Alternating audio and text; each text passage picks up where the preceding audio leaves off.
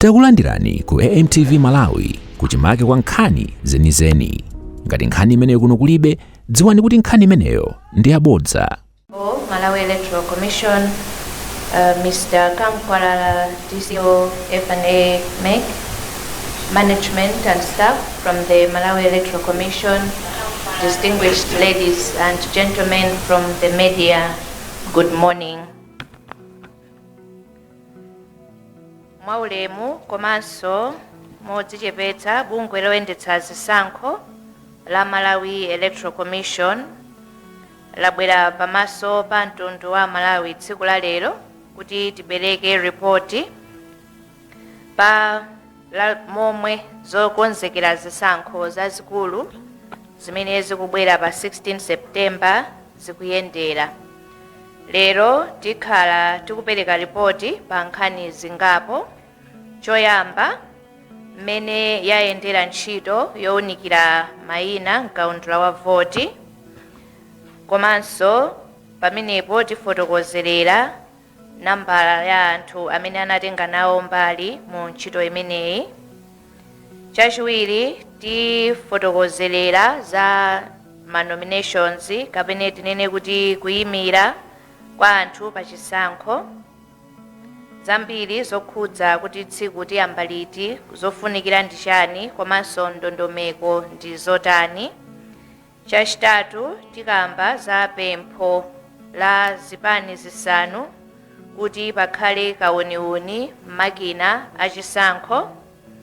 Chachinayi, tifotokozera komanso tinene kuti kuzindikiritsa ovota kapena kuti identification of voters pa tsiku loponya voti, komanso kuvotera kuti tizavota bwanji, tizawerengera bwanji zotsatira zathu, ndipo komaliza tifotokozera za dongosolo mmene zotsatira zizayendetseredwe pa chisankho chathu. Kubwera kwathu pa tsiku la lero ndi imodzi mwa njira zomwe takhazikitsa kusonyeza kuti bungwe la MEC lili kuti chisankho chathu chikhale chaufulu, chachilungamo komanso chodalirika. Tikufuna kuti tonse tiyende limodzi ulendo uwu, pasakhale wina aliyense osiyidwa mbuyo. Ndifotokozere za kuwunika kaundula wa voti kuti zinayenda bwanji. Olemekezeka azimayi komanso azibambo, pa 31 May bungwe la MEC linamalizitsa ntchito yotsimikizira mayina mkaundula wa voti kwa iwo amene analembetsa. Ntchito imeneyi inali yofunikira kwambiri pothandizira kuti kaundula wathu akhale wolondola komanso odalirika. Ntchito yowunikira ndi kutsimikizira mayina mkaundula inathandizira Malawi kutsimikizira mbiri zawo, komanso kuti ngati pali zolakwika zina zilizonse zikhonzedwe tsiku loponya voti lisanakwane. Ntchito imeneyi inayenda bwino ndipo masenta onse anatsekulidwa kwa masiku 3 monga mmene tinakhonzera komanso kulengezera. Anthu amene anafika ku masenta kwathu kuzawunikira ndi kutsimikizira mayina awo analokwana 479,115. Mwa nambala imeneyi 252,034 anali azimayi ndipo 227,081 anali azibambo. Tikakumbukira, bungwe la MEC linakhazikitsanso njira ya makono yodzera pa foni pamene timatha kutsindikiza *2509# imene inathandizira kuti enanso amene analembetsa athe kutsimikizira mayina awo mu njira imeneyi. Pofika pa 5 June anthu okwanira 605,217 ndi amene anatsimikizira mayina awo kudzera mu njira imeneyi. Mwa anthu amenewa 356,096 anali azibambo ndipo 249,121 anali azimayi. Tikayang'anira msinkhu 296,032 anali achinyamata ndipo 171,200 anali azibambo or males, 124,832 anali azimayi.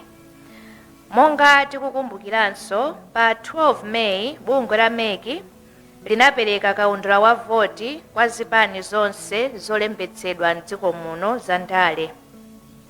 Izi sitinangochita kukwaniritsa lamulo, komanso zinapereka mpata kapena kuti mwayi kwa zipani kuti zidziwe kuti kodi amene ali mkaundulayu ndi ndani, kaundulayu ali motani, ndiponso zinapereka mpata kwa zipani zonse kuti zithe kuwunikira kuti mukaundulamo muli anthu oyenerera, mulibe anthu achilendo kapena tinene kuti foreigners, mulibe ana kapena tinene kuti anthu osafikira zaka 18 kuti sanakwane msinkhu kuponya voti, komanso kuti athe kuwunikira ndi kutsimikizira kuti dzina lina lililonse silinafufutidwe kapena kuchotsedwa. Popereka kaundulayi pa 12 May tinafotokozerera kuti zipani zili ndi mpata kuyambira pa 12 mpaka pa 31 May kuti agwire ntchito imeneyi, adekhe naye kaundula, awunikire ndithu, ndipo ngati pali vuto lina lililonse atifotokozere. Bungwe la Malawi Electoral Commission likufotokozerera mtundu wa Malawi tsiku la lero kuti pofika tsiku la lero sitinalandire kalata kapena chidandaulo kapena chidziwitso china chilichonse kuchokera ku chipani china chilichonse zokhudza vuto lina lililonse ndi kaundula wathu. Ndibwerenze pamenepo kuti pofika tsiku la lero sitinalandire kalata, madandaulo, chidziwitso china chilichonse chokhudza kaundula wathu. Mwachoncho tikhoza kunena momasuka pano kuti zipani zonse za ndale zimene zili zolembetsedwa zawunikira kaundula amene tinapereka ndipo sanapeze cholakwika china chilichonse. Izi zipereke chilimbikitso kwa Malawi tonse ndi chikhulupiriro kuti kaundula wathu ali bwino, alibe vuto lina lililonse limene lapezeka nalo ndipo ndodalirika. Mwachoncho popeza ntchito yowunikira kaundula tamaliza tsopano, bungwe la MEC lipitiriza kuwumba kaundula kapena tinene kuti building the voters register, ndipo tikamalizitsa ntchito imeneyi tikhalanso ndi msonkhano wina posachedwa pamene tidzafotokozere mtundu wa Malawi kuti anthu mkaundula wathu alimo angati, kapena tifotokoze kuti pamene tizathe kunena the final figures in our voters register.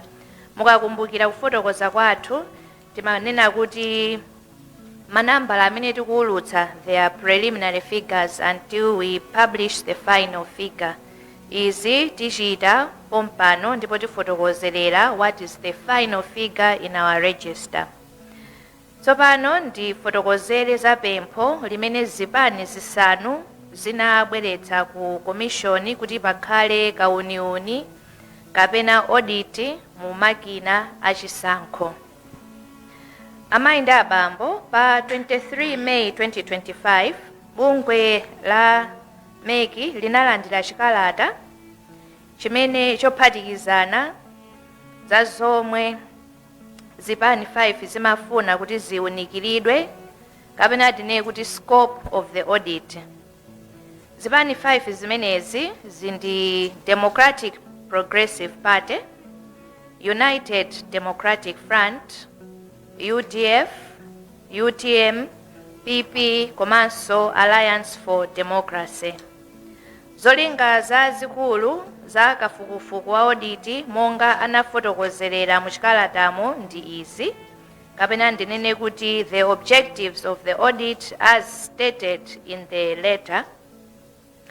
Choyamba amati kuunika kukhazikika kwa chitetezo komanso malamulo amene amayendetsera makina onse apa kompyuta okhudzana ndi zisankho, kuwunika kulondola kwa data komanso kuona ngati palibe chinyengo ndi kuwunikira njira zotumizira data, kutsimikizira ngati makina omwe akugwiritsidwa ntchito akugwirizana ndi malamulo a dziko muno ndi mayiko ena, kufufuza ngati pali zofowoka zovuta zomwe zingakhudze kukhulupirika kwa chisankho, kupereka malangizo amene njira zomwe zikugwiritsidwa ntchito zingasinthidwire kuti zikhale zodalirika, zoonekera komanso zodaliridwa ndi anthu. Ndiloleni ndifotokozerenso mu Chizungu kuti mwina zingathe kumveka bwino. The objectives of the scope as presented to the Commission were as follows: assess the security architecture and controls of all election-related digital systems, evaluate data integrity, voter registration databases and transmission protocols, validate compliance with local and international standards for electoral technologies, detect and report vulnerabilities or weaknesses that could impact electoral credibility, and recommend improvements to enhance system reliability, transparency and public trust. Nditengerepo mwayi malo mwa komishoni kuthokoza zipani zimene zinalemba kalata imeneyi. Bungwe la MEC lawunika mofatsa komanso bwino kwambiri nkhani zomwe zinalembedwa ndipo layankha zipani zimenezi malingana ndi malamulo a chisankho kuti sitivomereza kuti audit ichitike kapena kuti takana kuti audit ichitike, ndipo tafotokozerera zifukwa zimene tanena kuti sitingalole kuti audit ichitike. Tibwerenzenso kuti bungwe la MEC lidakali lokhulupirika ndilovomera kumakambirana ndi azipani komanso ma stakeholders onse, ndipo tikamagwira ntchito iyi tikumbukire kuti tsopano tili ndi zipani 24 zimene zinalembetsedwa, ndipo tikugwira ntchito ndi zipani zonse 24 ndi ma stakeholders ena, palibe amene akuyenekera kuti asiyidwe pambuyo. Amayi ndi abambo, tifotokozere tsopano za kuyimira kapena kupikisana pa chisankho kapena tinene kuti nomination process.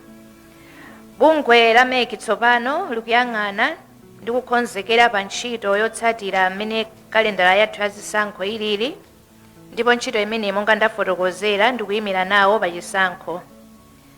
Bungwe la MEC laona kuti zipani za ndale zayamba kale kukonzekera ntchito imeneyi popangitsa zisankho za zipulula ndi njira zina zopezera oyimira zipani zawo pa chisankho chimenechi. Komabe timafuna tikumbutsire kuti ngakhale njira yomwe agwiritse ntchito posankha oyimira chipani chawo ndi zikuyenera ndi malamulo awo, pali zinthu zina zofunika kuganizira zomwe zimakhudzana ndi malamulo a dziko lino oyendetsera chisankho. Ndikofunikira kuti zipani zonse zizindikire malamulo amene amayendetsa ndondomeko ya kuyimira anthu pa chisankho kuti zisapezeke kuti zikuswa malamulo kapena kuyika anthu awo pa chiopsezo chakukanidwa chifukwa choperewedwa zofunikira. Timafuna tidziwitse mfundo zingapo. Choyamba, zomuyenereza munthu kuyima nawo pa chisankho.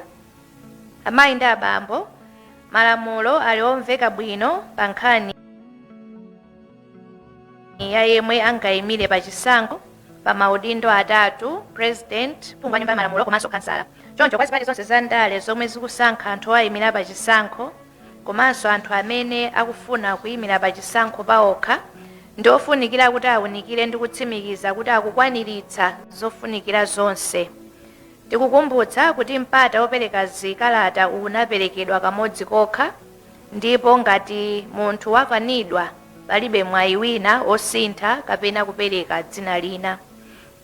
Zofunikira ndi zoyenereza ndi izi: pa chisankho cha president malingana ndi gawo 80 la lamulo a dziko lino lalikulu constitution, munthu adzakhala woyenerera kuyimira pa chisankho cha president ngati: choyamba, munthuyi ali nzika ya dziko la Malawi yobadwira kapena sitingoti ndi nzika ya dziko la Malawi, ndiponso akhale kuti anakwanitsa zaka zakubadwa 35 pa tsiku loperekera makalata oyimira zisankho.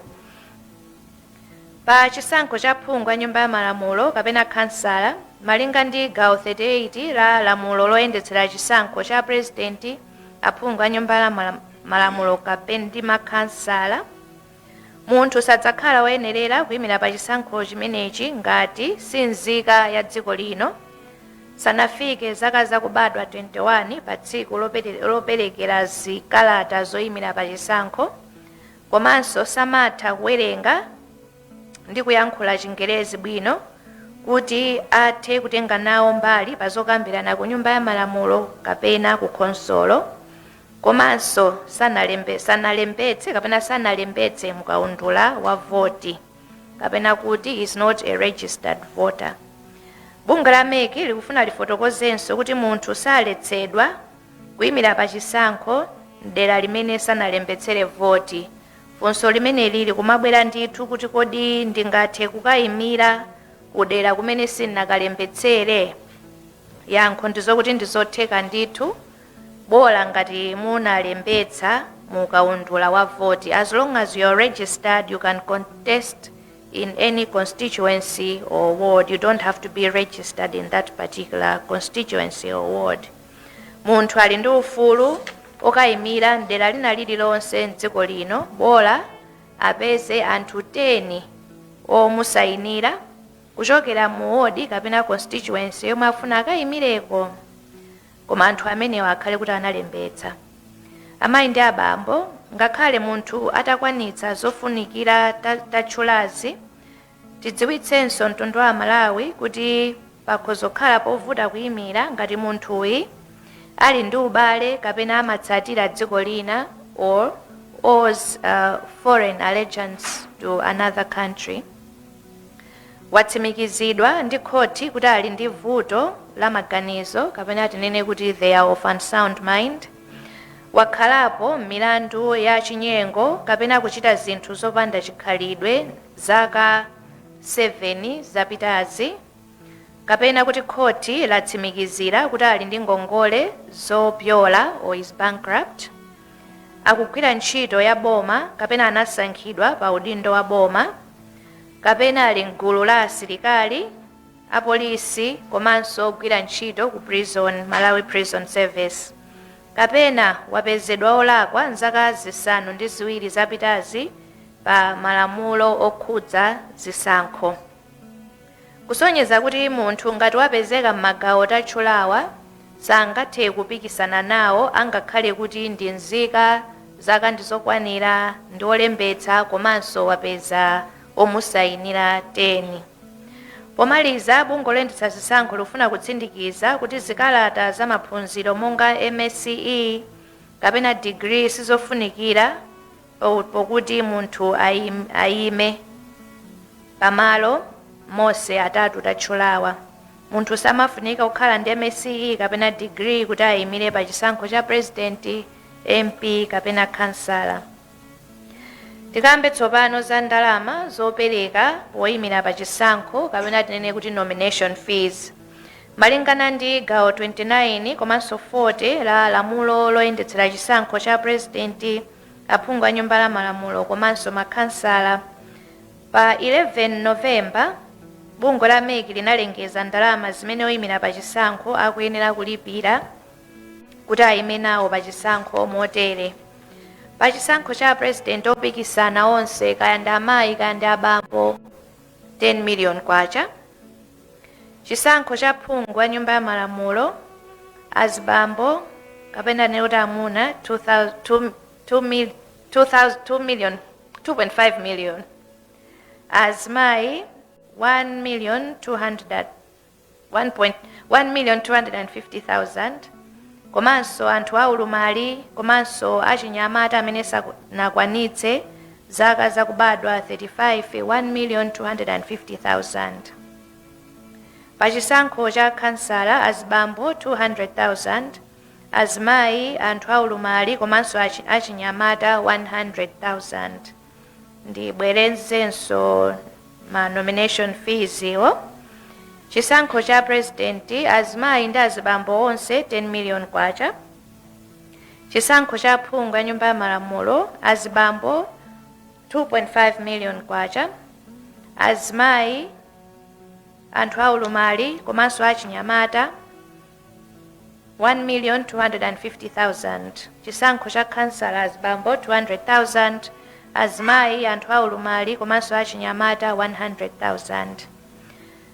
Kodi kulipira ndalama zimenezi ziyenda motani? Azimayi ndi azibambo, tikudziwitseni kuti kuyambira lachiwiri pa 10 June amene akufuna kuyima nawo pa chisankho akhoza kuyamba kukalipira ndalama zoyimira ku FDH Bank, kenako ndikukatenga zikalata zoyimira pa chisankho. So you pay the nomination fees first, then you collect the forms. Ndikofunika kuti ndalama zoyimira pa chisankho zikaperekedwe zonse pamodzi, osati pang'ono-pang'ono. There is no provision for payment in installments. The amount has to be paid at once. Bungwe la MEC sililandira ndalama zomwe zili zochepa pa zomwe zakhazikitsidwa monga ndafotokozeramo. Polipira chonde mugwiritse ntchito ma deposit slip apadera omwe ali kale ndi ma account number komanso ali ndi chizindikiro cha MEC. Chonde onetsetsani kuti mwatenga deposit slip yolondola. Pali mitundu iwiri ya ma deposit slip. Deposit slip yoyamba ndi ya chisankho cha ma kansala local government elections. Slip yachiwiri ndi ya chisankho cha president komanso MP. Chonde onetsetsani kuti mwalemba pa ma deposit slip atatu, chifukwa yoyamba idzakhala ku banki, yachiwiri idzakhala yanu ngati umboni wanu kuti mwalipira ndalama zoyimira pa chisankho. Slip yachitatu idzaperekedwa ku MEC ngati umboni pofuna kutenga mapepala oyimira pa chisankho. Amayi ndi abambo, pamene mukulemba pa deposit slip, chonde onetsetsani kuti dzina la munthu opereka ndalama likhale la amene akufuna kuyima pa chisankho ndipo lifanane ndi mmene lidzaonekere pa nomination paper. Ndiye kuti dzina limeneli likulembedwa pa deposit slip likhale lofanana ndi limene lili pa chiphaso cha voti. Komanso tifotokozere kuti pa deposit slip palibe chifukwa cholemba chipani chimene mufuna kuyimira pa chisankhocho. Izi muzalemba pa nomination paper. Kwa amene akufuna kulipira pogwiritsa ntchito cheke, MEC ilandira macheki omwe atsimikizidwa ndi bank yokha, bank certified checks. Kwa amene akugwiritsa ntchito electronic transfer, ayenera kutsindikiza umboni wa kulipira pa pepala ndipo sizovomerezeka kungobweretsa screenshot ngati umboni kuti mwalipira. Zipani za ndale zomwe zikufuna kulipira ndi kutenga mapepala opikisana nawo pa chisankho malo mwa anthu awo akuyenekera kulumikizana ndi bungwe la MEC kudzera ku ofesi ya CO kuti apange ndondomeko za mmene angalipirire ndi kutenga ma nomination paper onse kamodzi. Pomaliza, tiyeni tonse timvetsetse kuti ndalama zoyimirira pa chisankho sizibwenzedwa pa chifukwa china chilichonse, kuphatikizirapo ngakhale kuti munthu wamwalira kapena wasintha malingaliro. The nomination fee is non-refundable. Ndiponso sizololedwa kuti wina angatenge nomination paper malo mwa ndalama zimene zinalipiridwa pa dzina la munthu wina. The nomination fee is not transferable. Choncho tikulimbikitsa aliyense kuti asanapereke ndalama akhale kuti watsimikizika ndithu kuti akufuna kupikisana nawo ndipo kuti walimba mtima ndithu kuti akufuna apitirize. Tifotokoze tsopano kotengera zikalata zoyimira pa chisankho. Mukapereka ndalama zoyimira pa chisankho, onse amene akufuna kupikisana nawo pa chisankho cha phungu a nyumba ya malamulo komanso makansala akuyenera kupita ku ofesi ya konsolo ya ku ward kapena constituency kukatenga kalata zoyimira pa chisankho. Kwaye ofuna kuyimira pa chisankho cha president, kaya akuthandizidwa ndi chipani kapena ali okha, adzatengere mapepala kulikulu kwa MEC kulilongwe. Monga mmene zilili ndi kulipira malipiro oyimira pa chisankho, Kutenga ma nomination papers mukhoza kutuma munthu ngati inuyo mwatanganidwa kapena simungathe kukatenga nokha pa zifukwa zina zilizonse. Pamene munthu akutenga kalata zoyimira pa chisankho adzapatsidwanso buku la malangizo kapena ndondomeko zopangira kampeni za ndale ndi ofuna kuyimira pa chisankho kapena tinene kuti Electoral Code of Conduct for Political Parties and Candidates. Bungwe la MEC likupempha ofuna kuyimira pa chisankho onse kuti akaliwerenge bwino lomwe mofatsa ndithu buku limeneli chifukwa limafotokoza momwe kampeni ikuyenera kuchitidwira kapena kuyendetsedwera. Malingana ndi gawo 55 la lamulo la chisankho cha president, aphungu komanso makhansala, chipani chilichonse kapena munthu amene akufuna kutenga nawo mbali pa chisankho akuyenera kusayina buku la malangizo limeneli ndi kupereka buku losayinidwa pamodzi ndi mapepala ake oyimira pa chisankho ku MEC. Ngati chipani kapena munthu aswa malangizo ndi ndondomeko zimene zili m'buku limeneli, adzagamulidwa ndi MEC kuti alipire chindapusa cha 5 million kwacha chomwe chidzalipiridwe ku MEC. Tikupempha onse ofuna kuyimira komanso zipani zonse kuti azitsatira malamulo amenewa mwadongosolo komanso mwaulemu kuti chisankho chathu chichitike mwamtendere komanso mwamgwirizano. Umboni wa oyimira pa chipani pa chisankho, endorsement of candidates. Amayi ndi abambo onse ofuna kuyimira pa chisankho pa tiketi ya zipani za ndale akuyenekera kuti avomerezedwe ndi zipanizo. Mdindo osankhidwa ndi chipanicho akuyenera kusayina nomination form ndiponso kudinda ndi chidindo chovomerezeka mu chipanicho. Bungwe la MEC lidalembera zipani zonse kuti zipereke mayina a anthu omwe adzakhale ndi udindo osayina ndi kuvomereza mapepala oyimira pa chisankho pa makandideti a chipani chawo.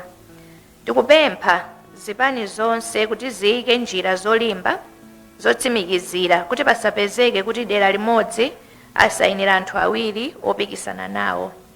Tikufuna kupewa mikangano ya mkati mwa zipani yomwe ingachitike kati mapepala osiyana asayinidwa kwa ofuna kuyimira omwe akufuna udindo umodzi.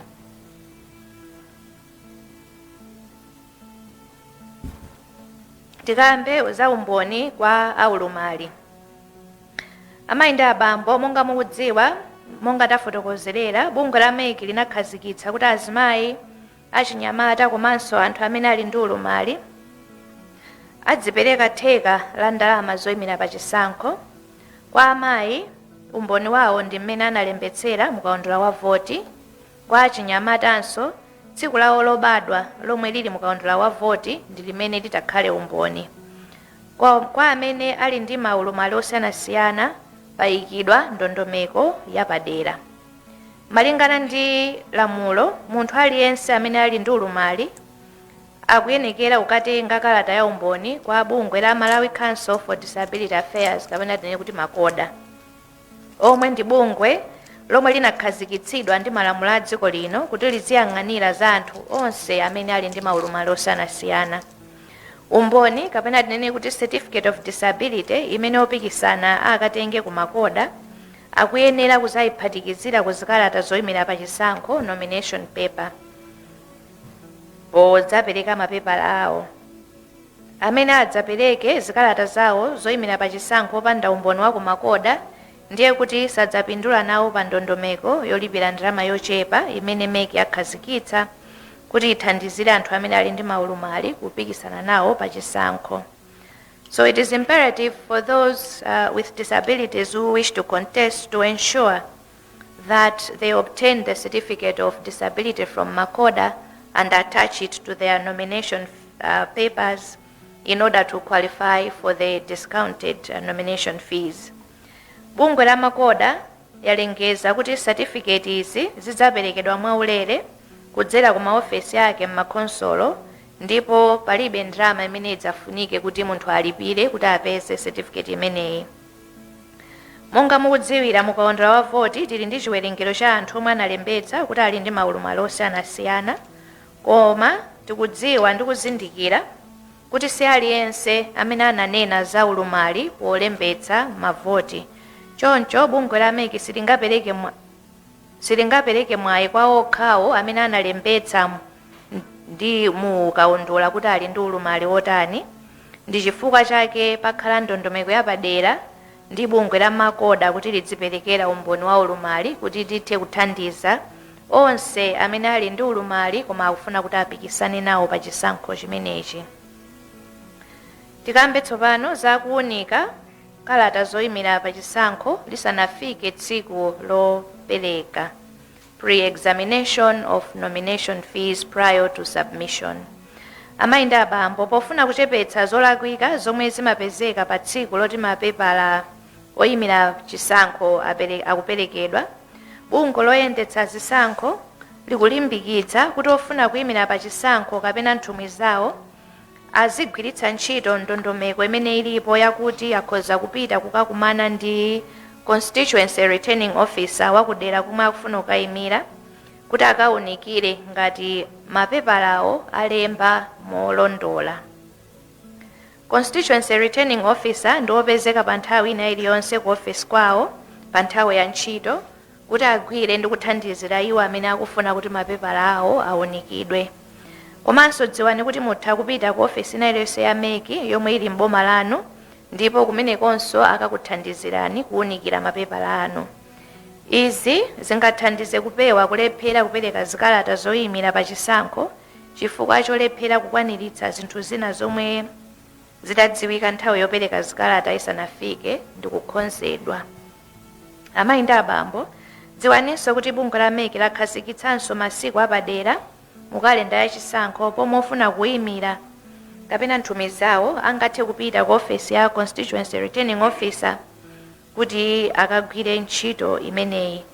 Pa tsikuli onse ofuna kupikisana pa chisankho akuyeneranso kugwirizana ndi a constituency returning officer nthawi ndi tsiku lomwe angadzapereke kalata zawo zoyimira pa chisankho ngati angakhale kuti sanagwirizane kale nthawi. Masiku omwe aperekedwa owunikira zikalata ali motere. These are the dates that the Commission has set for pre-examination of nomination papers. 18 mpaka 19 Juni chisankho cha kansala ku constituency Tale Center. Onse amene akufuna kupikisana nawo pa chisankho cha kansala akhoza kupita ku constituency Tale Center yawo pa 18 ndi pa 19 kuti mapepala awo akawunikidwe ndipo akalangiza ngati pali zofuna kukhonza. Pa 29 ndi pa 30 Juni chisankho cha phungu ya nyumba ya malamulo komwekonso ku constituency Tale Center.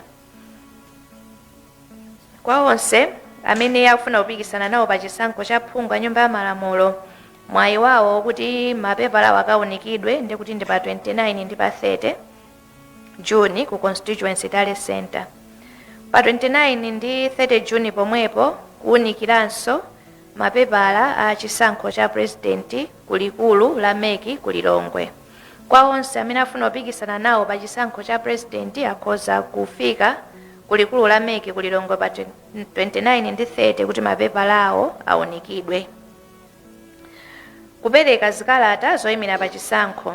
Amayi ndi abambo, bungwe la MEC lakhazikitsa nthawi loti lilandire mapepala kwa iwo amene afuna kupikisana nawo motere.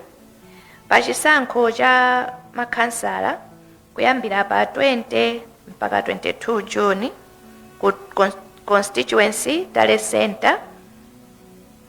Chisankho cha phungu ya nyumba ya malamulo pa 1 mpaka pa 5 Julai ku constituency Tale Center konko.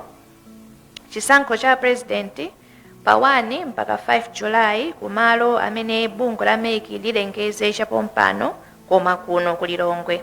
Ndibwerenzenso pamenepa submission of nomination papers, local government elections kumene chisankho cha makhansala 20 to 22 June constituency Tale Centers kudera kumene afuna kuyimira. Chisankho cha phungu ya nyumba ya malamulo for the parliamentary elections 1st to 5th July constituency Tale Center kudera kumene afuna kuyimira.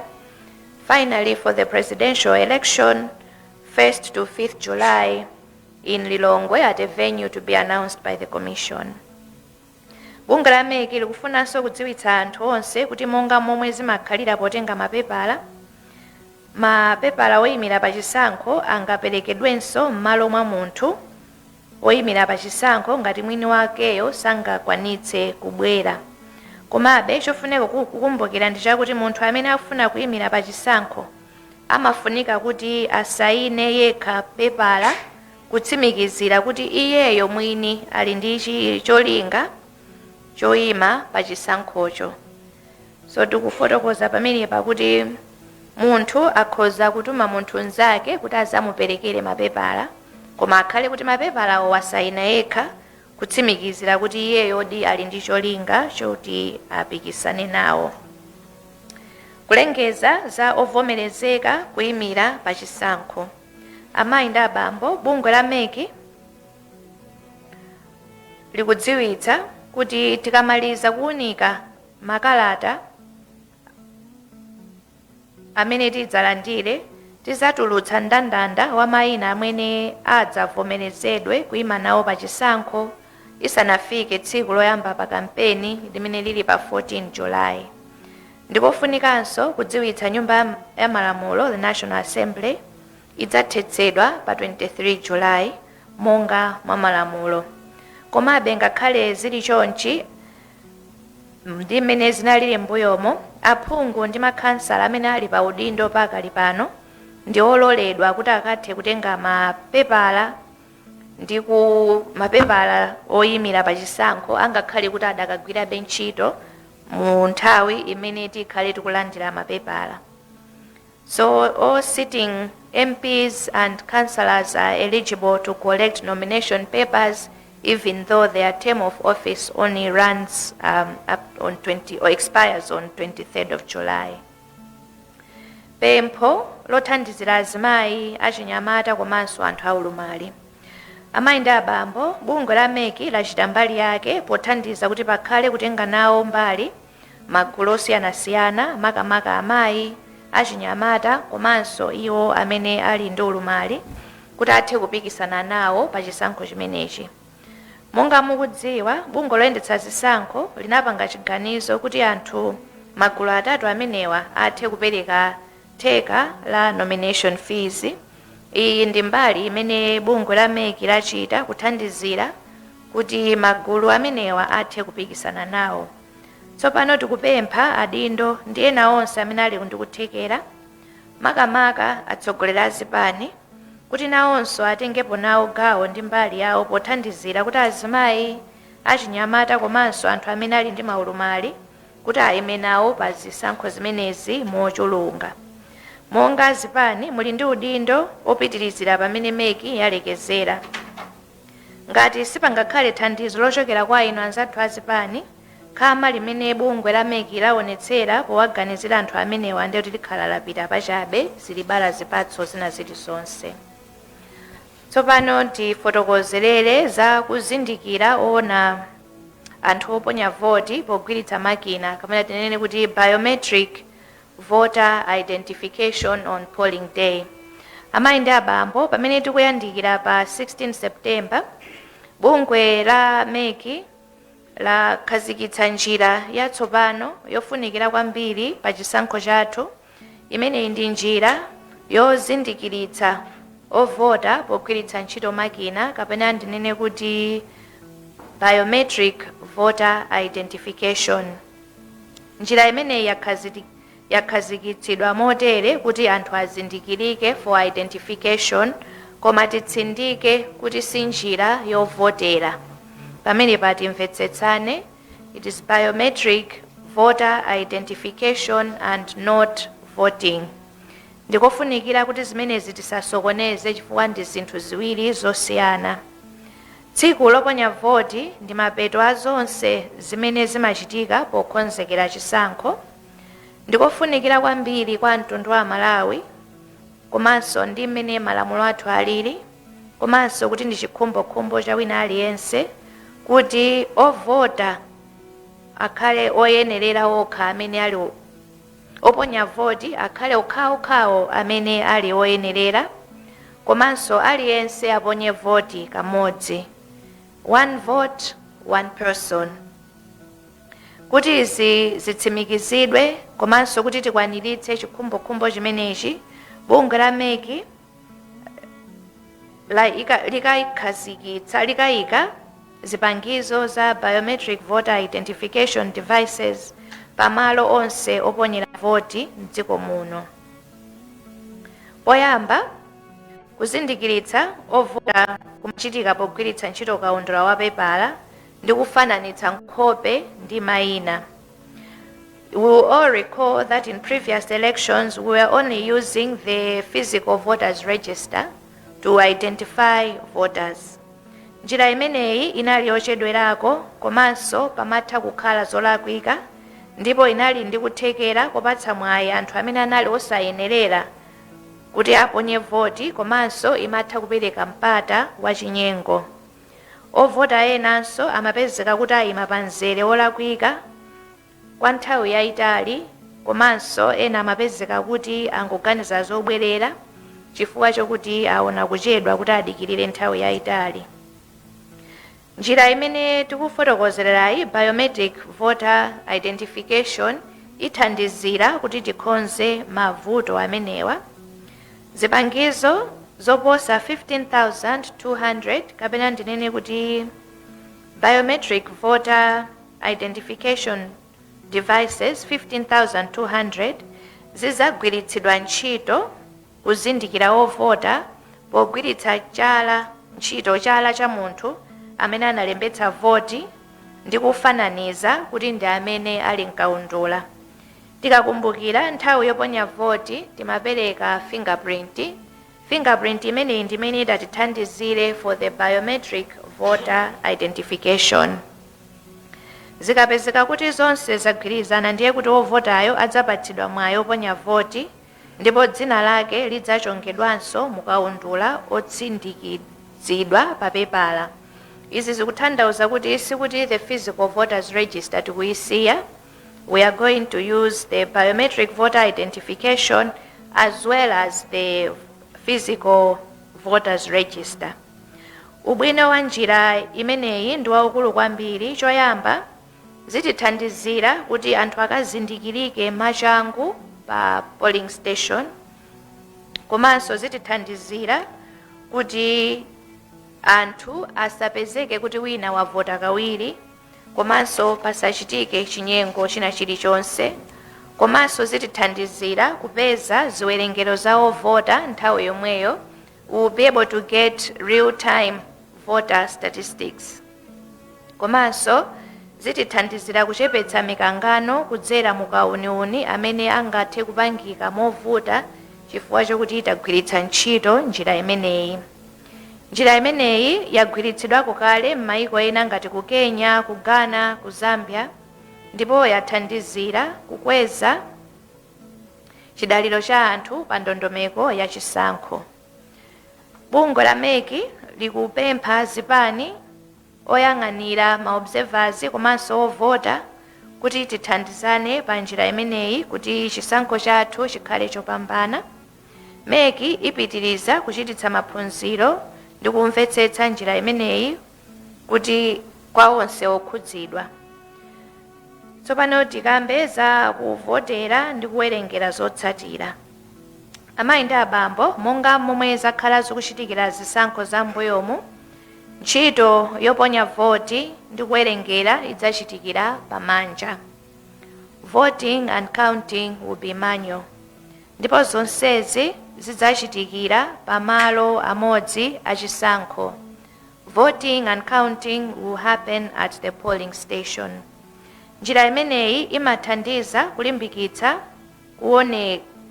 kuonekera kwa ndondomeko, kuchepetsa zovuta, komanso kupatsa mwayi oyimira zipani ndi owonerera zisankho kuti aone njira ya chisankho ndi maso awo nthawi yomweyo. Kuvota kudzayamba 6 koloko mmawa ndipo kudzatha 4 koloko madzulo. Ovota onse amene adzakhale ndandanda asanathe ovota amene adzakhale pa nzere 4 pm adzaloledwa kuti aponye voti mosasamala nthawi imene adzatengere. Izi zikutanthauza kuti ngati munthu ali pa nzere 4 koloko ikukwana ndiye kuti ameneyu aponya voti, koma amene atadzabwere 4 koloko itakwana kale amenewo adzabwezedwa. Chonde ndipemphe Amalawi kuti tiyeni tidzasunge nthawi 6 koloko mpaka 4 koloko ndiye nthawi yathu yoponyera voti. Koma ngati 4 koloko yakukwanirani pa nzere musade nkhawa, mudzaponya voti ndithu simudzabwezedwa. Ovota akafika pa polling station adzatsimikiziridwa pogwiritsa ntchito zipangizo za biometric voter identification, ndipo adzatsimikizidwanso pogwiritsa ntchito kaundula olembedwa m'buku. Akatsimikiziridwa adzanyika chala cha mkombaphala chakumanja mu inki, ndipo adzapatsidwa koyamba ballot paper ya chisankho cha president ndi ukavota, kenako baloti ya phungu wa nyumba ya malamulo, kenako baloti ya kansala. Ovota omwe ali ndi ulumali adzalandira thandizo mogwirizana ndi malamulo oyendetsera chisankho kuti nawonso athe kuponya voti yawo mosavutikira. Kuwerengera mavoti kudzayamba pamalo omwewo oponyera voti ikangokwana nthawi yotsekera pamene anthu amaliza kuponya voti. Kuyamba kuwerenga tidzayamba kuwerenga chisankho cha president, kenako cha phungu ya nyumba ya malamulo, kumalizira kansala. Zonsezi mamonitala azipani ndi opikisana nawo komanso owonerera zipani adzakhala akuwonerera ndithu monga tichitira nthawi zonse. Pamapeto ake monita aliyense adzasayinira zotsatira komanso adzapatsidwa nawo kope ya result sheet, komanso zotsatira zina zidzakhomedwa pa khoma pamalo pamene voti inachitikira kuti munthu wina aliyense pamenepo athe kuona kuti zayenda bwanji. Dongosolo lathu loyendetsera chisankho lidzayenda bwanji. Amayi ndi abambo, pa nkhani ya mayendetsedwe a zotsatira kapena ndinene kuti results transmission, bungwe loyendetsa zisankho layika njira yomveka bwino yomwe imafotokoza mmene tizawerengere monga ndafotokozera kutsogoloko, komanso kutsimikiza kutumizidwa ndi kulengezedwa. Malamulo amene amayendetsa dongosololi ali mu gawo 8 la Malawi Electoral Commission Act, komanso gawo 88 kufika gawo 100 la lamulo loyendetsera chisankho cha president, aphungu komanso makansala. Njira imeneyi imayamba pamalo ovotera komwe mavoti amawerengedwa pamanja pamaso pa oyang'anira komanso mamonitors monga ndafotokozera. Pa chisankho cha 2025 meki ikugwiritsa ntchito njira yophatikiza manual ndi electronic. Transmission will be result management komanso transmission ikhala both manual komanso electric, kusonyeza kuti tikugwiritsa ntchito njira ziwiri nthawi imodzi. Izi takhonza motere kuti tiwonjezere liwiro kapena nekuti efficiency, accuracy, komanso kuti tikhale ndi chikhulupiriro kuti voti yathu tayisamalira. Ndikukhulupirira kuti ndi chikhumbokhumbo cha tonse kuyambira ife ameki komanso mtundu wonse wa Malawi kuti voti yathu tiyisamalire kuyambira pamene munthu waponya voti, pamene yawerengedwa, komanso pamene ikutengedwa kuchoka ku polling station kukafika ku constituency tally center, kukafika ku district tally center, mpaka komwe ku national tally center, kuti voti imene tiyiteteze, isamalidwe, iwerengedwe, komanso iulutsidwe monga mmene munthu wavotera. Pachifukwa cha chimenechi nkona takhazikitsa njira imeneyi kuti ikhale kuti zikuyendera limodzi, zikhale kuti zikuyang'anana, kuti tionetsetse kuti palibe vuto lina lililonse. Chonde kumbukirani kuti kuwerenga mavoti ndi pamalo amene taponyera votipo pa polling station, ku constituency tally center komanso district tally center zotsatira zimangoongetsedwa komanso kuyamba kulowetsedwa m'makina. Koma monsemu oyimira zipani azikapatsidwa zotsatira zimene zaphatikizidwa komanso akasayinira komanso zikakhomedwa pa khoma kuti aliyense azitha kutsatira ndithu. Njira yonseyi ndi yovomerezeka, yoonekera pamaso, yopereka mwayi kwa anthu onse kuti athe kutsatira kuti kodi zikuyenda bwanji. Tikulimbikitsa anzathu azipani odziyimira paokha ndi onse okhudzidwa amene akuyang'anira zisankho kapena ndinoti ma observers. Chonde tonse tionetsetse kuti tagwira ntchito yathu kutsatira kuti zinthu zizikuyenda bwanji. Izi zitithandizira kwambiri kulimbikitsira chidaliro chathu kwa anthu komanso kuonjezera kukhulupirika kwa chisankho chathu. Bungwe la MEC likhala likukonza misonkhano yosiyanasiyana kutsogoloku kuti tithe kufotokozera bwinobwino mwatsatanetsatane kuti ndondomeko imeneyi izayenda bwanji. Koma kwa lero kufotokozera kwathu ndikuti transmission will be a hybrid, manual komanso electronic. Pomaliza ndilankhulepo za kulankhula zolondola ndi kupewa kufalitsa uthenga opanda umboni. Amayi ndi abambo, mafuna tipereke pempho ifeyo ngati bungwe la MEC kuchokera pansi pa mtima kuti makamaka kwa atsogoleri a ndale ofuna kuyimira pa chisankho, atolankhani komanso amalawi tonse ndi tonse amene tili ndi mphamvu pa maganizo a anthu kuphatikizako amene timagwiritsa ntchito masamba amchezo monga Facebook, X ndi ma platform ena kapena tinene kuti ma influencers. Tikuzindikira gawo lofunika lomwe inu mumachita pothandiza kufikira ena ndi mauthenga osiyanasiyana komanso kuwathandizira kuti iwo athe kupanga ziganizo zawo. Chonde mudziwe kuti ngati mungamafalitse nkhani zabodza ndi zopanda umboni, zimenezi zikhoza kupangitsa kuti anthu akhale ndi chikayiko ndi ndondomeko za chisankho, komanso zikhoza kuchotsa bata ndi mtendere mu dziko mwathu, komanso koposa zikhoza kupangitsa ena kuti alephere kukaponya nawo voti, zikhoza kuchititsa apathy.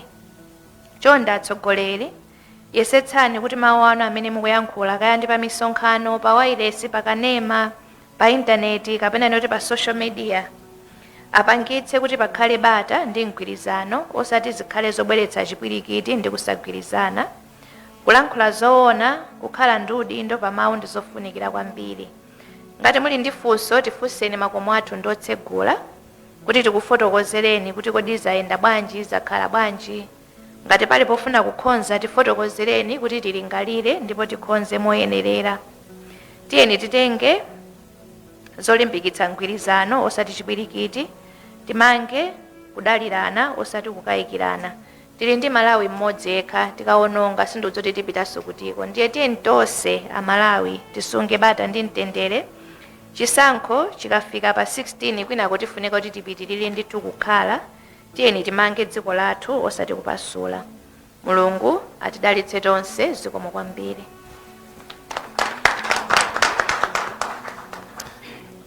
Zikomo kwambiri wapa mpando wa bungwe la Malawi Electoral Commission, Justice Annabel Mtalimanja, potipasira uthenga omwe uli ndi ntchito zina zikuluzikulu zomwe tikugwira pamene tikukonzekera chisankho cha pa September chaka chino. Ladies and gentlemen, at this juncture, the Malawi Electoral Commission chairperson is going to take questions from the media.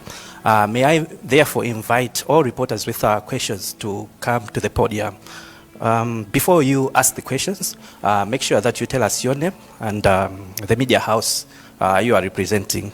And also, may I request that all your questions be in Chichewa. Amayi ndi abambo pa nthawi ino wapa mpando wa bungwe loyendetsa zisankho Justice Annabel Mtalimanja atenga mafunso kuchokera kwa atolankhani. Choncho ndiloleni kuti ndiyayitane atolankhani onse amene ali ndi mafunso kuti abwere kutsogolo kuno azafunse mafunso awo. Zikomo.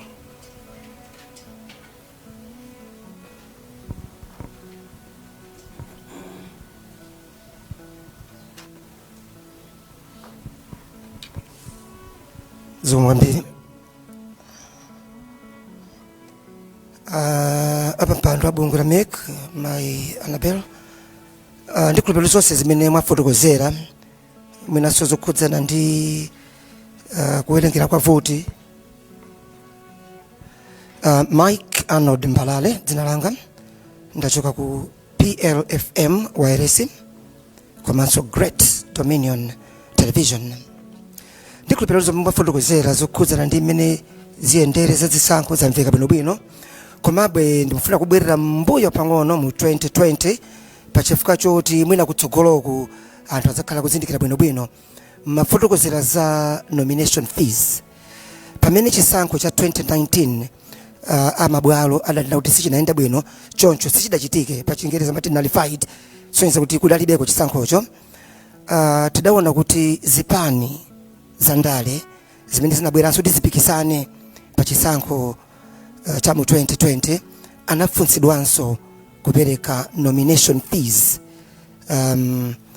Pamenenso zidaoneka kuti anthu amene atalembetsa kale sipanaloledwe anthu ena kuti alembetsenso, soneza kuti chisankho chake ndi chomwecho chomwe sichidachitike chija. Koma padapezeka kuti pamene chisankho chimachitika mu 2020 anthu amene amapikisana anaperekanso nomination fees ina, komanso anavomerezedwa kuti zipani zikhoza kusintha anthu amene amaziyimirira pamene adalembetsa mu 2019 chisankho chomwe sichidachitike. Mapepala waja adapita kuti nanga nchifukwa chani mudavomereza kuti aperekenso nomination fees ina, pomwe omwe adakwanitsa zaka pa 18 pa nthawi imene zimabwerezedwa zisankho sadawalole kulembetsedwanso mukaundula wa voti. Zikomo. Zikomo kwambiri. Ine ndi Patrick Kachere kuchokera ku Umunthu FM. Mwakambapo kunena zoti kufika tsiku la lero kaundula waenda bwino, ndipo zipani sizinapereke zikalata kapena madandaulo ena aliwonse ku bungwe lanu. Ndiye mafuna ndamvisa kunena zoti pali zipani zina zimene zadandaulapo kuti pakufunika audit kapena kuti kauniuni. Sinuzawo zoti anthu amene wamwathandiza bwanji ngakhale mwakana kale, chifukwa zimene zimwina pena zitakubweretsa mafunso kutsogolo kuno nena zoti padzana tinafuna kuti tikambirane koma inu munakana. Kodi zimene zimukuona zoti sizabweretsa chisokonezo chisankho chikachitika? Zikomo.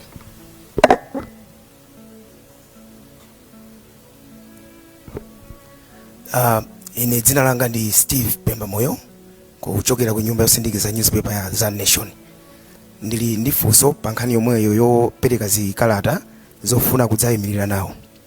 Mwafotokoza kuti mpata umenewu udzaperekedwa kamodzi, ndipo mudamasulira monena kuti mukutanthauza kuti ngati chipani chatumiza odzachiyimirira ngati candidate wawo yemwe sadaunikidwe bwino ali milandu ina yomuletsa, bungwe la MEC likadzamuona kuti uyu si woyenera nkumbweza, sipadzakhala mpata oti ampange replace ndi wina. Koma pamene pali funso langa mpoena kuti simudafotokozere kunena kuti mpatawo uli umodzi, candidate yo ndovomerezeka, wavomerezedwa bwinobwino, 2-3 days later munthu uja wamwalira. Mpata onena kuti chipani chibweretse replacement udzakhalapo kapena sudzakhalapo? Zikomo kwambiri.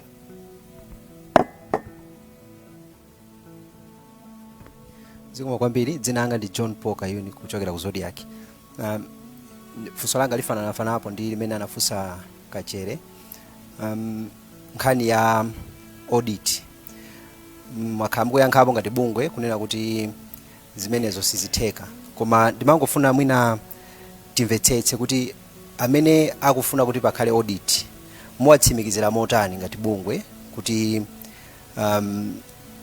patsatidwa ndithu ndondomeko zoyenera kuti pasazakhale vuto lina lililonse pamapeto pake. Tingofuna chitsimikizo chifukwa anthuwo akukayikira. Ndimawerenga ma comments tikupanga stream live, ndimawerenga ma comment anthu ambiri akuonetsa kuti akunena kuti yayi tizakayikirabe zotsatira chifukwa mukukana audit. Mukukana chifukwa chani?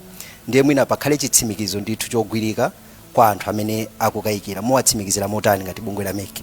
Komanso ndipempheso kuti ngati zingakukomereni anafotokoza kuti tifunse mafunso achichewa okhaokha, mwina funso limene mutaliyankhanso mchingerezi. Zikomo kwambiri.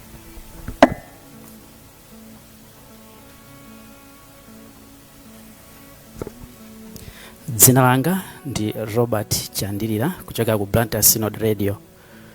Ndili ndi mafunso awiri. Funso loyamba munafotokoza za ma nomination fees. Mwina mbuda ngotsindika pamenepo kuti kodi kulipira ma nomination fee akudzatha liti, chifukwa kwambiri mwina munangosindika kuti akuzamba pa 10 komanso mwina za presidential ndi MP 1 to 5 July, komano mbuda ngotsindika kuti kodi kulipira mafiwa malire ake ndi liti. Funso lachiwiri, pakatipa ngati dziko takhala mwina tikumana ndi zovuta zina ngati za energy kamene kuti electricity.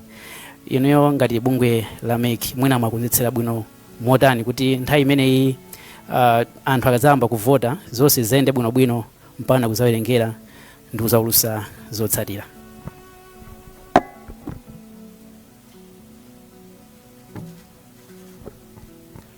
Zomwe kwambiri. Dzina langa ndi Ishmael Malidadi ndikuchokera ku ITM Online TV.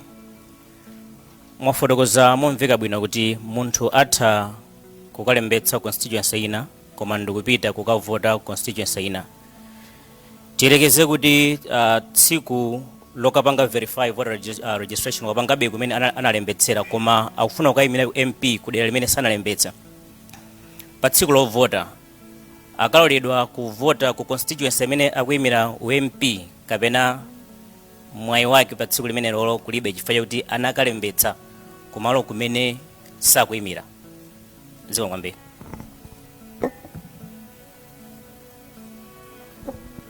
Wapa mpando wa bungwe la MEC, mafunso amene atolankhani anali nawo ndi omwewo. Ndikupempheni kuti muyankheno mafunso amenewa. Zikomo kwambiri.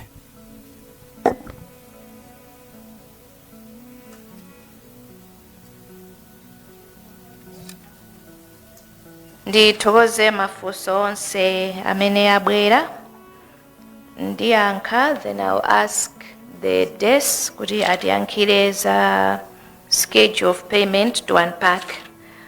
Funso loyamba mbalale sindinalimvetse bwinobwino koma I think DLS analimva ndende apempha kuti atiyankhire afotokoze bwinobwino.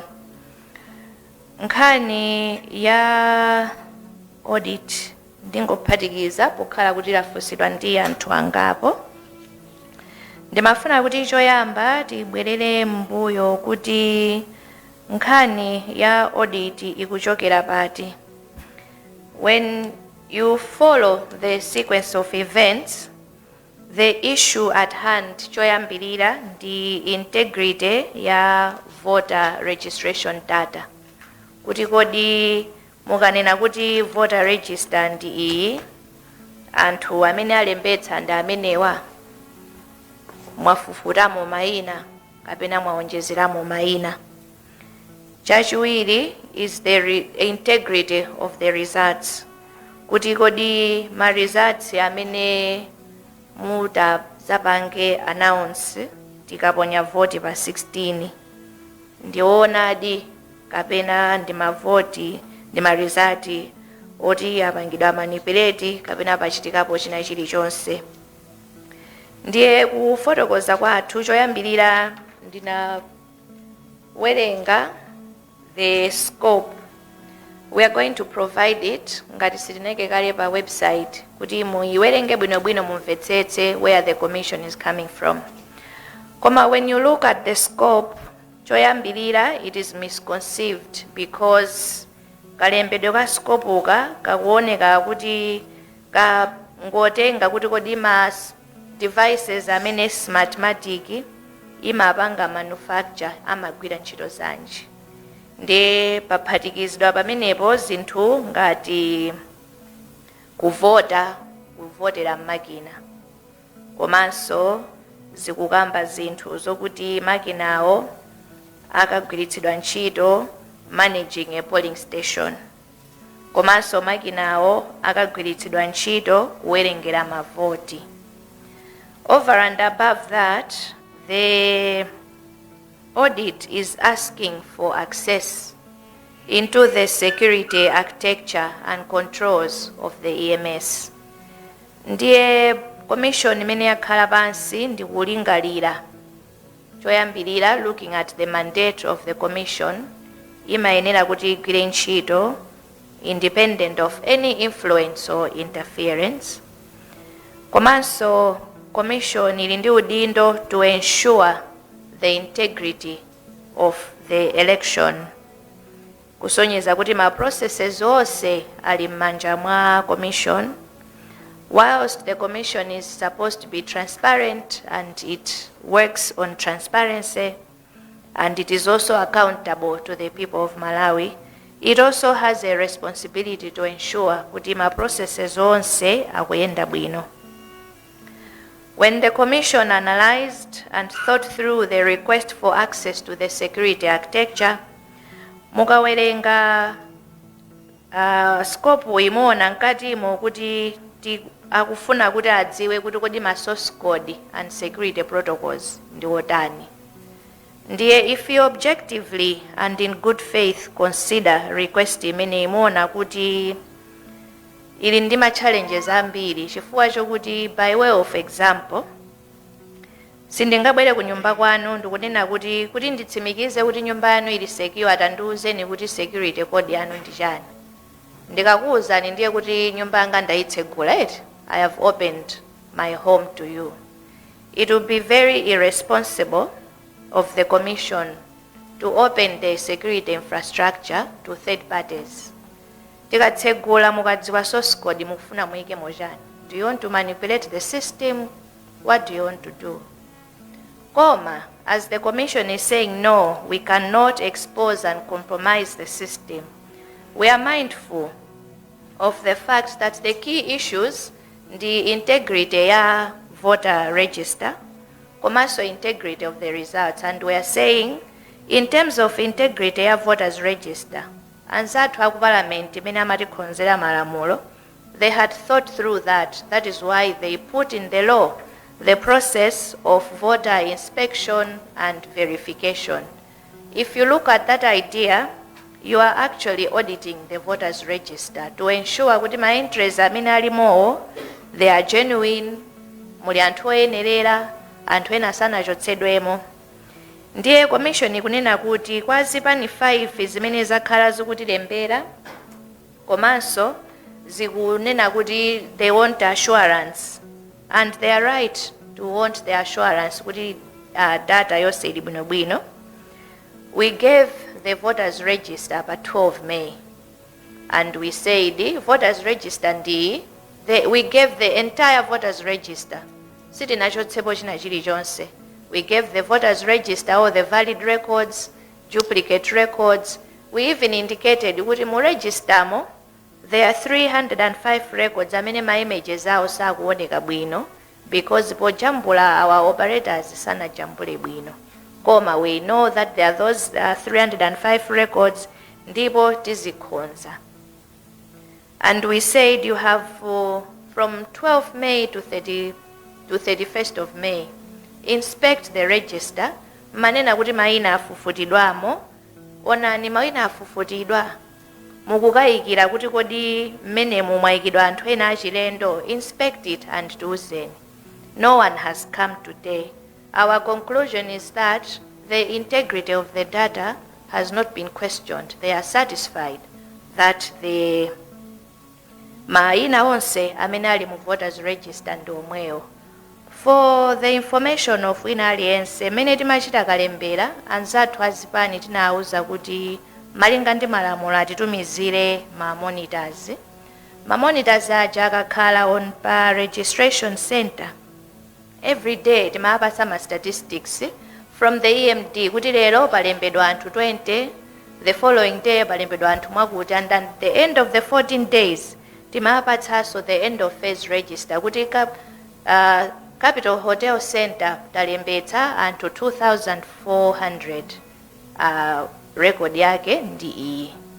Kusonyeza kuti if the political parties were indeed acting in good faith kuti akufuna adziwedi kuti kalemberayo ali bwino, they had actually that data imene amakupanga collect nthawi ya kalembera ija to be able to compare kuti America akunena kuti pa Capital Hotel Center pali anthu 2,400 malinga ndi register.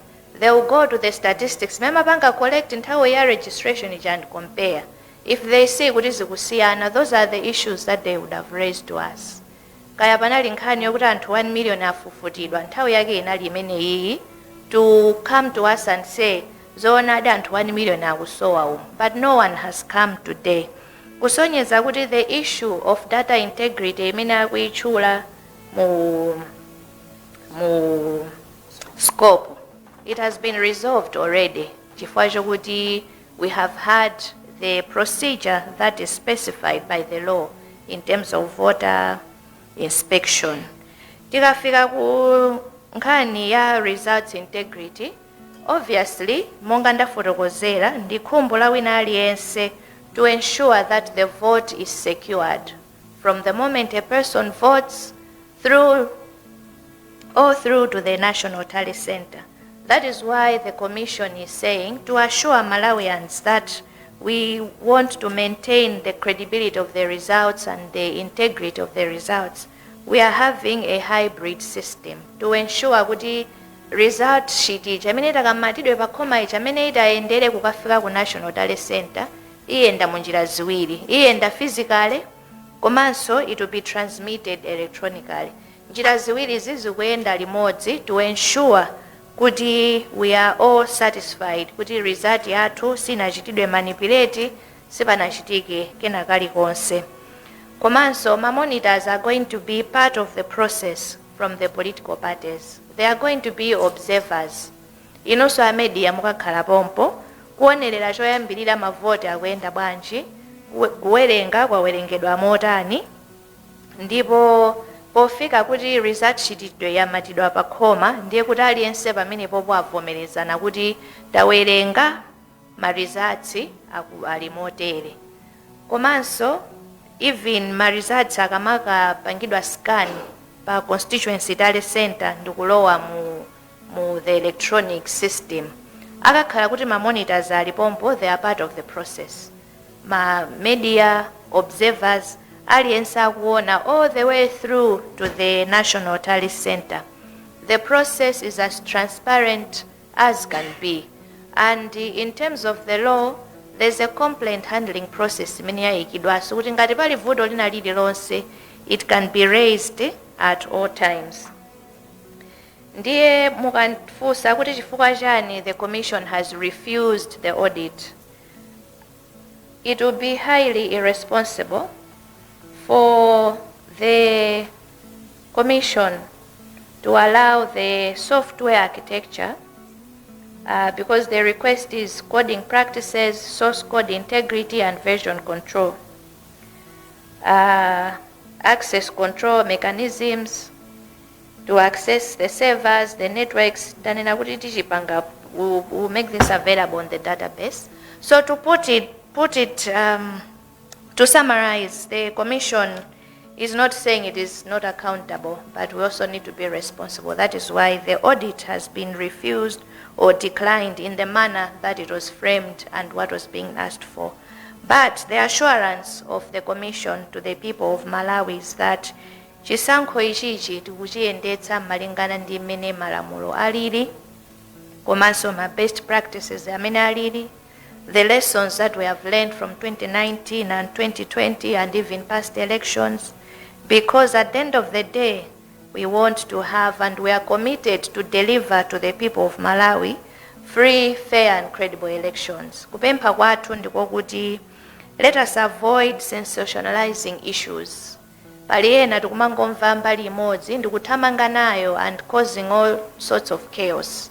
But let us not create chaos. Let us not create a crisis when there is none.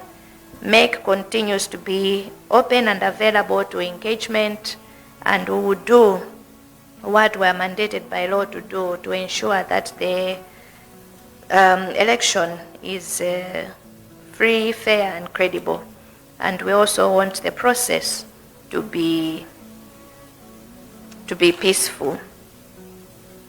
Panali funso la energy supply, mundilole kuti ndiyankhe by way of unpacking our processes. Choyambirira tinanena kuti kuponya voti pa 16 ndi manyo. tikakhala kuti ma ballot paper takhonza kale ndiye kuti we don't need any energy source in that sense chifukwa chokuti umenewo ndi masana eti anthu akavotera pamanja tikawerengera pamanja. Ma devices athu amene tikugwiritsira ntchito choyambirira to identify people and later on for transmitting results by design mukayichaja fule ndekuti imakhala ndi mphamvu for 12 hours. Komanso ili ndi power bank, komanso tili ndi emergency set kusonyeza kuti throughout the day this device is already powered. Komanso like I've said tili ndi power bank, komanso tili ndi emergency set. Komanso mukakumbukira mikumano ya mbuyo mutakhala tikufotokoza kuti tabwereka ma gas lamps kwa Electoral Commission ya ku Zimbabwe kuti zikatithandizire nthawi yowerenga pokhala kuti tikatseka folokoloko ikamafika nthawi yowerenga ndiye kuti kunja kukuda choncho tikafunika ndithu tikakhale with lighting source ndiye kuti malampu alipo kuti atithandizire. So to answer your question sir, tili ndithu ndi matayika maplani okwanira kuti atithandizire kuti energy supply should not be an issue, and this is kandi ntawuni kandi kumudzi hard to reach areas konse kulibe kumene kukapezeke kuti kuli vuto limenelo. Funso lina linalo kuti kodi munthu amene walembetsa kwina koma akufuna akayimire kwina ndiye kuti kuvota kwake kukayenda bwanji. Malinga ndi malamulo athu a dziko lino munthu amayenekera kuti aponye voti kumalo kumene analembetsa. Koma pozindikira kuti anthu amatha kukhala ndi zifukwa zina ndi zina nkona tinayika mwa malamulo process yoti anthu athe kupanga transfer. Kusonyeza kuti munthu amene anapanga register kumphungu koma akufuna akayime kutsoka nkanansi ameneyo amayenera kuti apangiretu transfer kupita kutsoka nkanansiko kuti akathe kuponya voti konko. Koma ngati sanapange transfer their registration is still at mphungu ndiye kuti sangathe kukaponya voti patsoka nkanansi ngakhale akuyimira kumeneko ngakhale wapeza manominators 10 kutsoka nkanansiko ndiyankhe mwachidule motero. Ndipemphe DLS mundithandizireko funso loyambirira lija mukayankha ndipempha desi mundithandizireko madeti a payment zikoma.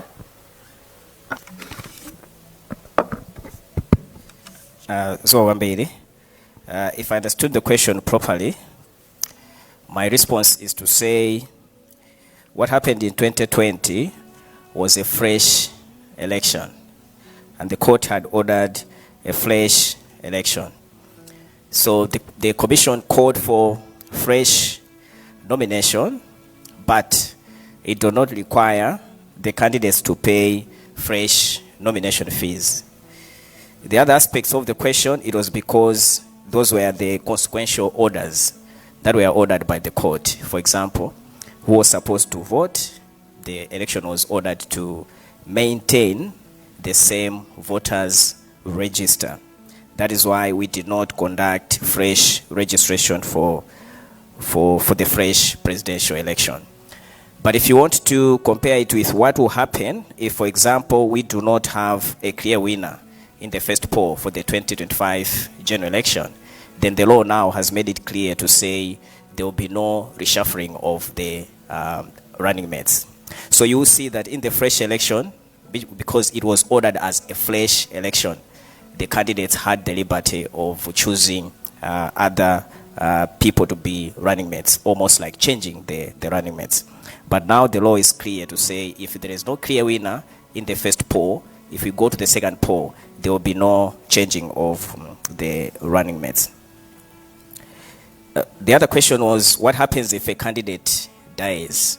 So the law has also made it clear to say if a candidate dies during nomination, before polling, or perhaps immediately after polling, but before the determination of the results, then the Electoral Commission suspends the proceedings in that ward or in that constituency. And then the process will recommence or start again as if in that vacancy, in that ward or in that constituency, there was a vacancy. I think this already happened even in 2019 when in Lilongwe South, I think a candidate died, and then the Electoral Commission had to suspend the proceedings in that constituency or ward. And then immediately after the general election, that constituency was handled as a by-election.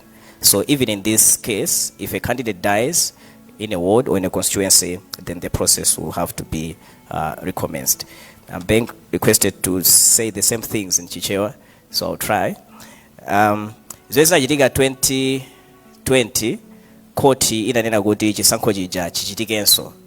Ndiye zinali ngati mena ananena amene amafusafusa aja kuti ngati kuti chisankho chija sichinachitike ndi komwe AI. Ndiye chimene chanachitika nchonena kuti bungwe la Electoral Commission linayitanitsanso kuti onse amene afuna kupikisana nawo so pa chisankho chimene cha president chatsopano abweresenso zikalata zawo zowayenereza kuti apikisana nawo mu chisankho chimenecho. Ndiye chifukwa chisankho chija timachipanganso monga amene ananena khoti nchifukwa chinali chovomerezeka ndithu kuti ma candidates amene anapikisana nawo nthawi imeneyo anali ndi ufulu osintha amene amayima nawo pa chizungu amati ma running mate. Koma ngati mafuna kufanizira ndi zimene zichitike nthawi ino ndimafotokoza kunena kuti tsopano malamulo anena kuti tikamapitanso chisankho chachibwereza kapena nena kuti second poll imeneyo sikhala ngati kuti ndi fresh election yayi. Kuti amene ayimira ulendo woyambirira uja sali ololedwa ndithu kuti asinthe ma running mate wawo ndesi zikhala zofanana yayi ndi imene zinachitikira 2020. Ndimafotokozanso kunena kuti 2020 ngakhale ndikumbukira bwinobwino tinangopanganso kunena kuti tilandirenso zikalata za amene amafuna kuti apikisana nawo pa chisankho koma sanafunsidwe kuti aperekenso nomination fees ayi chifukwa nomination fees inali itaperekedwa kale. Ndiye pananso funso lina kuti kodi candidate akamwalira chimachitika ndi chani. Mwachidule candidate akamwalira chisankho kumene candidate wamwalirako chimayimitsidwa. Ndiye chimazayambiranso ngati kuti kudera limenelo kuli vacancy monga amene papangira ndi ma by elections. Ndiye kuti nyengo inoyonso zikachitika kuti ku ward ina yake kapena constituency candidate watisiya tisanalengeze zotsatira ndiye bungwe la election limalengeza ndithu kuti kudera limenelo chisankho chayimitsidwa. Chimayambiranso ngati kuti kunali ma by election. Ndimafuna ndifotokoze motero zokambira. Mbona ndingofotokoza kuti izizi zoti candidate akamwalira chisankho chimayima pokhapokha kuti candidate ameneyo akuyimira chipani koma akakhala kuti ndi wa independent kapena kuti na kuti oyima payekha chisankho chizapitirira ngati kuti sikunachitike mali zokambira.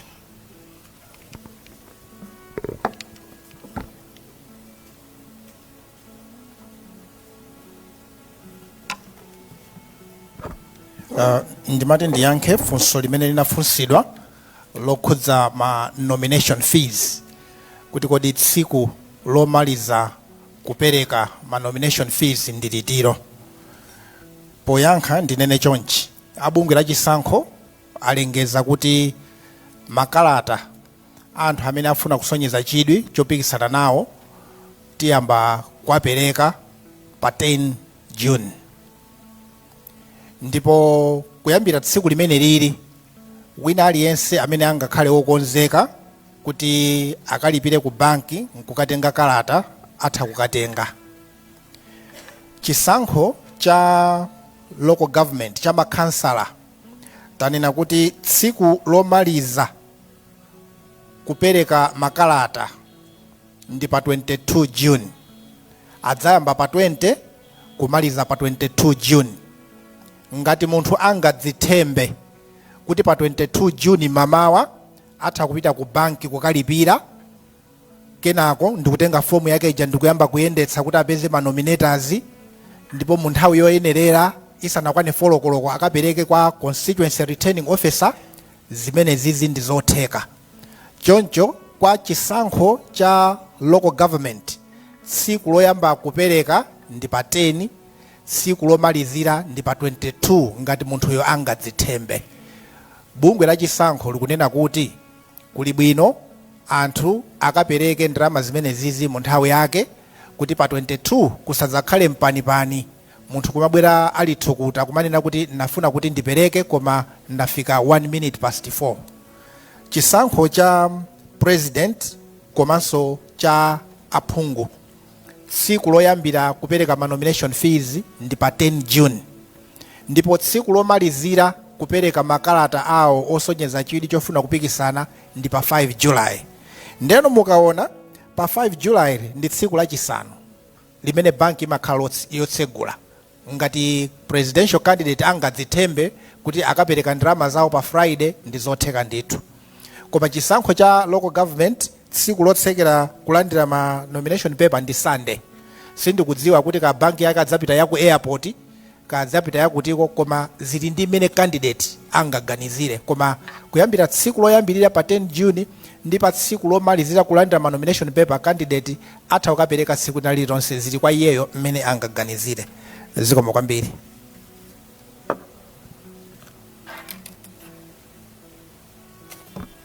Zikomo kwambiri.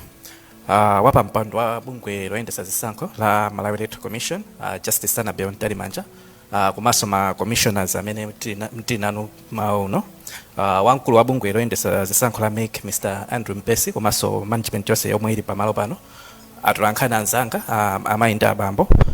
Tsopano tafika kumathero a msonkhano wa atolankhani umene bungwe la MEC linakonza mmawa uno. Ndikupempheni wapa mpando wa bungwe la MEC kuti mutipatsire mawu anu otsekera msonkhano uno, komanso mukatha ndapemphe Mr. Hastings Bota kuti atipase pemphero lotsekera msonkhano uno. Zikomo. Zikomo kwambiri Richard. Choyamba malo mwa bungwe la Malawi Electoral Commission ndiloleni kuti ndithokoze nonse our distinguished colleagues from the media, komanso amalawi wonse amene munatitsatira pa msonkhano umenewu kudzera mu njira zosiyanasiyana.